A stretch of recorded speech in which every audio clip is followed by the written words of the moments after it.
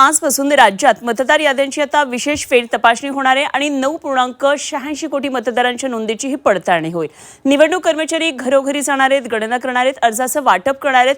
29 जुलैपर्यंत घराघरात जाऊन ही माहिती गोळा केली जाणार आहे। राज्यात मतदार याद्यांच्या विशेष सखोल फेर तपासणीची अर्थात SIR मोहीम ही आजपासून सुरू होतीये आणि या अंतर्गत निवडणूक कर्मचारी घरोघरी गणना अर्जाचं वाटप करणार आहेत। राज्यात 2002 ते 2004 या काळामध्ये पार पडलेल्या विशेष सखोल फेर तपासणी मोहिमेमध्ये मतदार याद्यांमध्ये नावं असलेल्यांना केवळ त्यांच्या विद्यमान तपशिलांची पडताळणी करून गणना अर्ज सादर करता येईल। आई, वडील, आजी, आजोबांची नावं असली तरी चालतील। घरोघरी अर्जाचं वाटप तसंच भरलेले अर्ज जमा करण्याकरता निवडणूक अधिकारी घरी भेट देतील आणि ही मोहीम 29 जुलैपर्यंत सुरू राहील। मतदारांकडून प्राप्त झालेल्या गणना अर्जाच्या आधारे प्रारूप मतदार याद्या प्रसिद्ध केल्या जातील।